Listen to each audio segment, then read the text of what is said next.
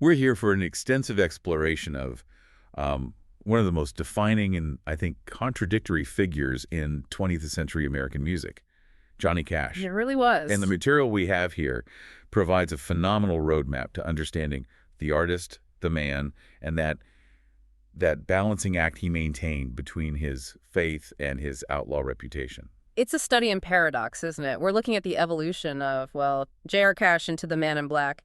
His persona was such a mix. Right. Part evangelical preacher, part working class hero, part rockabilly rebel. And what's really extraordinary is his success across so many different fields. That success isn't just about album sales, though. I mean, Yeah. selling over 90 million records is incredible. It is. It's measured in his influence. You look at his resume, and it's almost unbelievable. Induction into 5 major music halls of fame. That list is just staggering. You have the Country Music Hall of Fame, the Rock and Roll Hall of Fame. The Gospel Music Hall of Fame, Nashville Songwriters, and the Memphis Music Hall of Fame. That kind of universal recognition is virtually unheard of. It tells you right away that his sound spanned rockabilly, folk, blues, country. It was so singular that no single genre could really claim him. Absolutely. So our mission here is to trace that transformation. We want to understand how this Arkansas farm boy could become this global icon who, shook hands with presidents but always stood with the man behind bars. And not just what he did, but why those contradictions were so central to his whole identity. To begin, let's go back to the source. He was born J.R. Cash in Kingsland, Arkansas in 1932. And even his name was a sign of compromise, wasn't it? It was. The initials JR were just a simple compromise. His mother, Carrie, wanted to name him John, and his father, Ray, wanted Ray. So they just settled on the initials. Exactly. But that simple beginning gave way to a deeply formative childhood when the family moved to Dyes, Arkansas, a few years later. And this move is so critical to understanding his entire worldview. Dyes was part of Roosevelt's New Deal, established during the Great Depression. Can you expand on what that meant for the Cash family? Certainly. Dyes was a government-subsidized agricultural colony.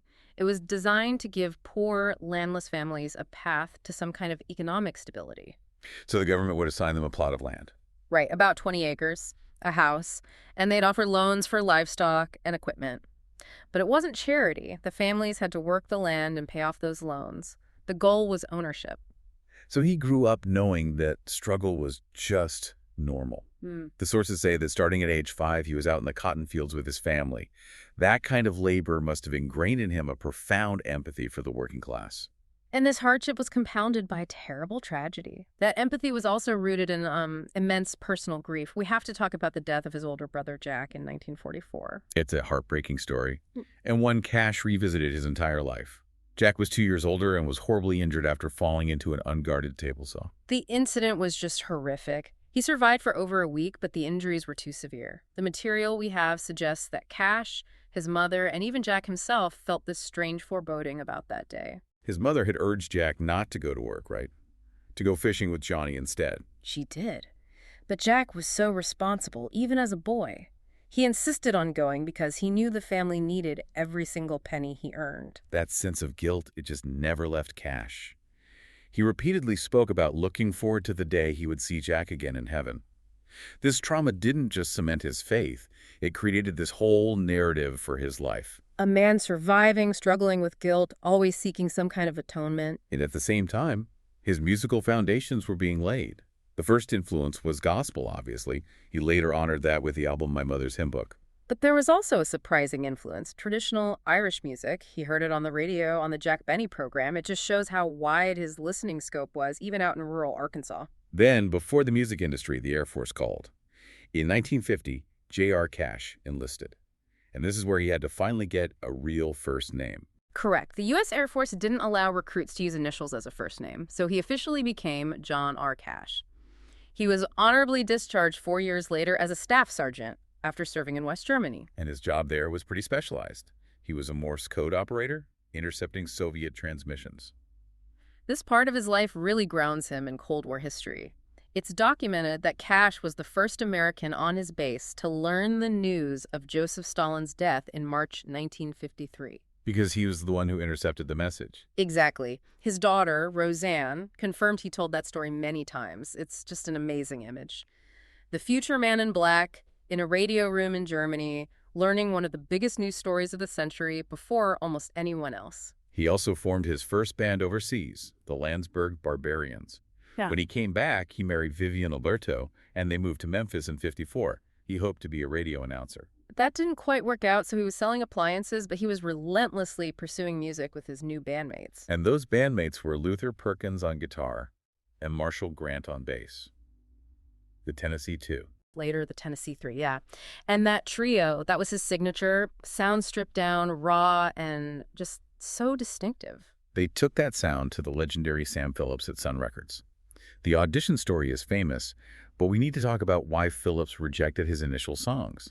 Cash came in wanting to sing gospel. Right. And Phillips was running a rockabilly and early rock and roll label. Gospel was, in his view, just not very marketable. The legendary line is that Phillips told him to go home and sin, then come back with a song I can sell. Whether that quote is exact or not, the message was clear. Phillips wanted energy, something rebellious. So Cash had to compromise his material, though not his faith.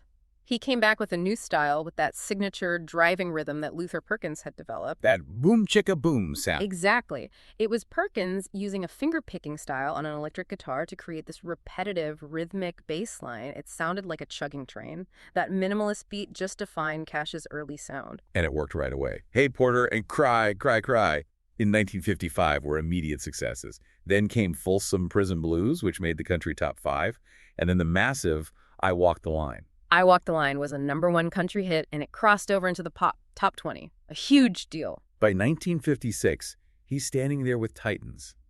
We all know that photo of the $1 Million Quartet session. Elvis Presley, Jerry Lee Lewis, Carl Perkins, and Cash. It's a snapshot of history. But Cash always pointed out he was literally standing the farthest from the microphone, singing in a higher pitch, just trying to blend in with Elvis. It shows that even with all that success, he still sort of felt like an outsider. That feeling never really left him. So despite this explosive success, by 1957, Cash was already getting restless at Sun Records. Why would he want to leave the place where he found his sound? Well, it was a business decision, but it was wrapped in a creative constraint. Sam Phillips was still telling him to avoid gospel music, which Cash felt a deep need to record. And the money. The money was the bigger issue. Phillips was paying Cash a really low 3% royalty rate. The industry standard at the time was 5%. That's a huge difference, especially since he was the label's most consistent seller. Elvis was gone. And Phillips seemed to be putting all his energy into Jerry Lee Lewis. Cash felt undervalued, so in 1958, he jumps to Columbia Records for a much better deal. This created that strange situation where, for years, new music was coming out on both Sun and Columbia at the same time. Right, because Phillips still owned that backlog of material. It went on until about 1964. Now, as his professional career is soaring, his internal life is starting to collapse. The frantic touring schedule in the late 50s led him to heavy drinking and a really severe addiction to amphetamines and barbiturates. This is where the foundation of that outlaw persona really starts to take shape, and it's fueled by self-medication. The amphetamines, like dextrine, were initially just to keep him awake on the road. He even shared an apartment for a while with Waylon Jennings, who was going through a very similar struggle. The pace was just unsustainable. The pills quickly took over. He said it perfectly later. I was taking the pills for a while, and then the pills started taking me. It became about survival, not just staying awake. It was a very dark time. Erratic behavior, missed shows, just severe mood swings. And yet somehow, in the middle of all this, he's still producing incredible music. Ring of Fire comes out in 1963 and becomes one of his biggest crossover hits, with that famous mariachi horn arrangement.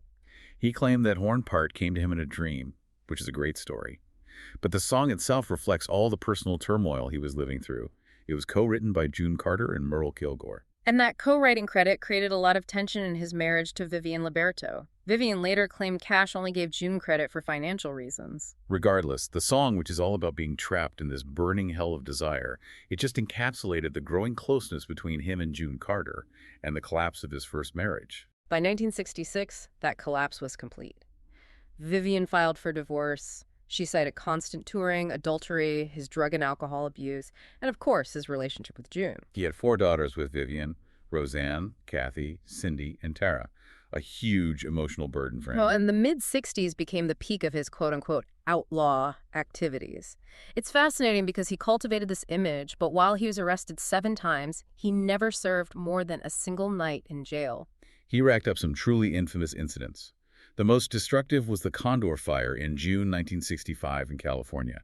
His camper caught fire and it burned over 500 acres of national forest. It was a near-fatal disaster. He claimed it was a mechanical defect, but his nephew later suggested that Cash, high on drugs, was likely distracted and just didn't notice the fire until it was massive. And when the judge asked him about it, he gave one of his most defiant replies. "I didn't do it, my truck did, and it's dead, so you can't question it." The environmental damage was grim. The area was a refuge for the endangered California condor, and the fire drove off 49 of the 53 condors living there. The government sued him, and he eventually settled for over $82,000. And his response to the consequences was just pure rebellion. He reportedly said, "I don't care about your damn yellow buzzards." It's a shocking quote, but it really underscores the chaotic state he was in. Just a few months later, he's arrested in El Paso, Texas. Yeah, suspected of smuggling heroin from Mexico. They didn't find heroin, but what they did find was staggering.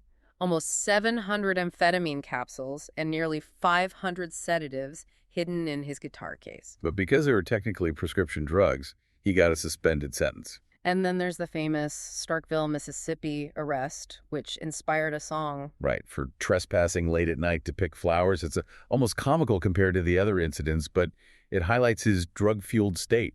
He wrote Starkville City Jail about it. All these public humiliations finally led to an intervention really driven by June Carter and her family. His low point came in 1967.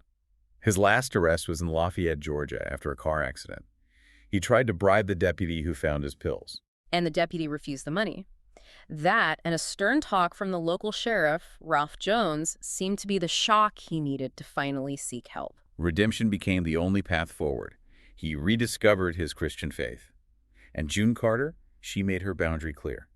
She would not marry him until he committed to getting sober. He proposed to her on stage in London, Ontario in February '68, and they married a week later. June was his absolute anchor. But it wasn't an instant cure. No. Marshall Grant said it took another 2 years for him to really beat the amphetamines. June spent decades flushing his pills, getting him into treatment. It wasn't a fairy tale. It was a partnership of immense sacrifice and constant management. They had one son, John Carter Cash, and their marriage became the central narrative of his redeemed life. With his personal life finally stabilizing, Cash's professional identity began to shift from this troubled star to more of a moral icon. And one of the most striking tenets of this was his activism for Native Americans. This was revolutionary for a mainstream country artist in the 1960s. Country music was, generally very conservative. He risked a huge backlash by dedicating an entire album, Bitter Tears, in 1964, to the mistreatment of indigenous people. That album was fearless. It covered the history and the issues facing the Pima, the Navajo, Apache, Lakota, The Seneca, the Cherokee. It detailed their oppression by settlers and broken government promises. But the album's single, The Ballad of Ira Hayes, met intense resistance. It did. Radio stations and a lot of fans found the topics too radical for country radio. His record label was reportedly hesitant to promote it. But instead of backing down, he escalated. He took out a full-page ad, a letter, in Billboard magazine in August of '64. And it was fiery. He called the industry cowardly for being afraid of the song. He argued that Ira Hayes was strong medicine, just like the civil rights struggles happening in Rochester, Harlem, and Birmingham, or the war in Vietnam. He basically told them they were afraid of reality. And it worked. His star power was big enough that he could push back. The song eventually hit number 3 on the country charts. And in 1966, the Seneca Nation formally adopted him into their Turtle Clan as a sign of respect for his commitment. That commitment to the marginalized also found its greatest expression in his prison concerts. He had been doing them since the late 50s, but the live albums Johnny Cash at Folsom Prison in '68 and at San Quentin in '69, they just exploded his career worldwide. They captured this raw, electric energy. He spoke the language of the inmates, but he never moralized. He just signaled that he understood their struggle. And that authenticity resonated globally. In 1969, because of those albums, he actually outsold the Beatles. He moved 6.5 million albums. The San Quentin album gave him that huge crossover hit, A Boy Named Sue. A novelty song, really, written by Shel Silverstein, but it went to number 2 on the pop charts. These concerts cemented his solidarity with the forgotten man. It's interesting, because he hadn't served serious time, yet he became the voice of the penitentiary. He achieved that by never pretending to be a hardened criminal. He positioned himself as a man who understood sin and temptation. He was sort of an honorary outlaw, respected for his troubles, not his crimes. And after that success, He gets his own TV show, The Johnny Cash Show, on ABC from '69 to '71. It was an incredible cultural bridge. He had the Carter family and Carl Perkins on as regulars, but the guest list was astoundingly diverse. Louis Armstrong, Neil Young, Joni Mitchell, James Taylor. He used his platform to introduce these countercultural figures to a mainstream audience, and he really championed Bob Dylan. He did. He sang a duet with him on Dylan's Nashville Skyline album and even wrote the liner notes. He helped legitimize Dylan's move into country rock. And he was willing to fight for his artists. The network executives tried to get him to censor Chris Christopherson's Sunday Morning Coming Down. They wanted him to change the line about marijuana. And he just flatly refused. On national television, he sang it, "I'm wishing, Lord, that I was stoned." It was this quiet act of rebellion that spoke volumes. And all these elements, the activism, the prison solidarity, it was all encapsulated by his look, the man in black. That all-black wardrobe was such a stark contrast to the rhinestone suits that dominated Nashville back then. And it wasn't a fashion statement. He explained he wore black on behalf of the neglected, the poor and hungry, the prisoner, those betrayed by age or drugs. He was literally wearing the color of sorrow. He even said he wore it in mourning for the lives lost in Vietnam, noting he saw plenty of darkness to carry off. That image was so powerful, the U.S. Navy's old winter blue uniform, which was all black, was commonly called Johnny Cash's by sailors. His conviction was really put to the test in 1970 when he was invited to perform for President Richard Nixon at the White House. This was a classic test of his independence. Nixon's staff wanted to use his image for their own political ends. They asked him to play two specific songs. Okie from Muskogee and Welfare Cadillac. Exactly. Okie from Muskogee was a famous anti-hippie anthem, and Welfare Cadillac was a satire about people abusing welfare. They were very political requests. And Cash saw right through it. He declined both songs. He said he didn't have time to rehearse them, but he later admitted that they conveyed anti-hippie and anti-black sentiments he just would not endorse. So instead, he played The Ballad of Ira Hayes and Man in Black. The defiance was palpable. Even Nixon joked about it, saying that he'd learned one thing. You don't tell Johnny Cash what to sing. It's just a masterclass in maintaining your integrity, even inside the halls of power. The 1980s opened with this huge honor. He was inducted into the Country Music Hall of Fame, its youngest living inductee at just 48. But his commercial career started to enter a slump. It did. The music industry had shifted, his record sales were lagging. Columbia Records, his longtime label, was getting frustrated. He did find a resurgence in the mid-80s, though, with the Highwaymen, that supergroup with Waylon Jennings, Willie Nelson, and Chris Christopherson. That was a smart move, capitalizing on the collective star power of the outlaw legends. They had 3 successful albums, but this decade also saw a terrible personal setback for him, a severe relapse into addiction. And it was triggered by one of the most bizarre incidents in his life. We have to talk about the ostrich attack. It sounds like fiction, but it's true. In 1983, Cash kept exotic animals on his farm, and he was kicked and seriously wounded by a male ostrich. The injury to his abdomen was so severe, he needed major surgery. And it was the prescribed painkillers for that injury that sent him right back into a cycle of amphetamine dependency. He had been managing for over a decade, and this physical trauma just reopened the door to addiction. It's heartbreaking. He was fighting a real physiological need for pain relief, but that same relief triggered the craving for the drugs that had almost killed him in the 60s. But his resolve was strengthened by the experience. When he had double bypass heart surgery in 1988, he bravely refused to take prescription painkillers afterward.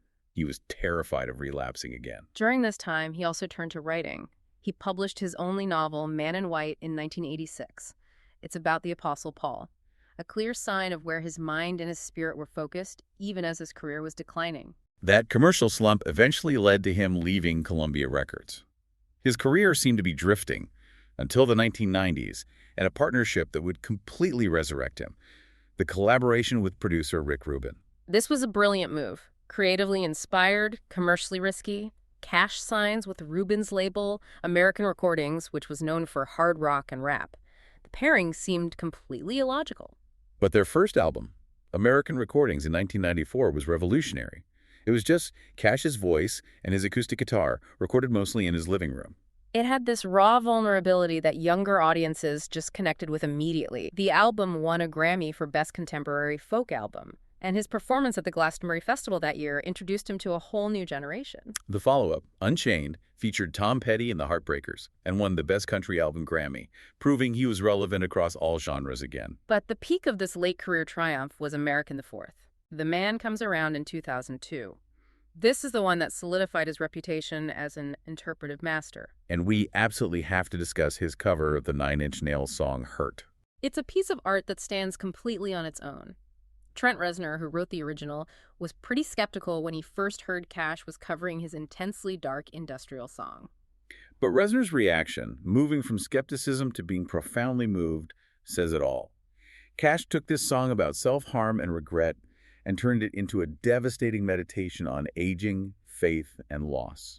And the video that went with it, directed by Mark Romanisic, just cemented its legacy. It's this juxtaposition of the frail, elderly Cash with these powerful, haunting images from his long career. The video won a Grammy. The emotional impact was so huge that at the 2003 MTV Video Music Awards, when Justin Timberlake won, he said that Cash deserved the award more, calling his own win a travesty. The cover just transcended music. It became this cultural statement on mortality. But this professional high point was happening as his health was declining drastically. In 1997, he was diagnosed with what they first thought was Scheidegger syndrome, a neurodegenerative disease. It was later corrected to autonomic neuropathy, related to his diabetes. But whatever the label, it was debilitating. It forced him to stop touring. He was incredibly frail. And through all this, June was his anchor, more essential than ever. When she died on May 15, 2003, it was a massive, devastating blow. You can feel the intensity of his grief. Rick Rubin said that Cash felt his only reason left for living was the music. He told Rubin, "You have to keep me working because I will die if I don't have something to do." And in the last 4 months of his life, he showed this incredible fortitude. He recorded 60 new songs. His final public performance was just profoundly moving. On July 5, 2003, before he sang Ring of Fire, he read a statement to the audience. He said, "The spirit of June Carter overshadows me tonight to give me courage and inspiration like she always has. I thank God for June Carter. I love her with all my heart." An extraordinary final dedication. His very last recordings were made on August 21st. Less than 4 months after losing June, John R. Cash died on September 12, 2003 at 71. Johnny Cash's life, it was marked by this immense struggle and ultimate redemption, and that has ensured his cultural footprint is just enduring. He wrote over 1,000 songs, merging country, rock and roll, blues, folk, and gospel. That Halls of Fame status is the proof of his crossover genius. He's in that very rare group of artists in both the country and the Rock and Roll Hall of Fame. But his influence went beyond just his own music. Absolutely. His support for Bob Dylan in the mid-60s was pivotal. When Dylan was facing resistance for going electric, Cash publicly defended him and collaborated with him. He helped legitimize that experimental phase for Dylan. And the honors continue to this day. The Johnny Cash Trail in Folsom, California, has public art dedicated to telling his story and his connection to the prison. And in one of the most fitting homages, a new species of large black tarantula found near Folsom Prison was named a Phonopelma Johnny Cashi in his honor in 2015. His boyhood home in Dyess, Arkansas has been restored and is now a National Register of Historic Places site. And of course, his life was dramatized in the 2005 film Walk the Line. Joaquin Phoenix and Reese Witherspoon won Oscars for their performances, which just shows the power of his story. Cash always resisted being put in a box. He said he was the biggest sinner of them all, even while being a devout Christian. He never wanted to be categorized. His whole life was this tug of war between the darkness of addiction and the light of faith. And that tension is why his music is still so relevant. You find his influence everywhere, from Christian punk bands to U2. Which brings up a final question for you to consider. Is it precisely his refusal to fit neatly into any single box, morally, politically, or musically, that really cements his status as the philosopher prince of American country music? That honesty, the open struggle, that might be his ultimate gift. This exploration has just confirmed that Johnny Cash's career wasn't a straight line. It was an immense, messy, beautiful story of sorrow, tribulation, and extraordinary redemption. His legacy is secured not just by his hits, but by his willingness to use his fame for a moral purpose, standing up for prisoners, advocating for Native Americans, or just providing dignity to the working man. We really encourage you to explore his work, especially his concept albums like Bitter Tears. They remind us of the activist core of the Man in Black. Thank you for joining us for this analysis of a truly remarkable life. Thanks for listening.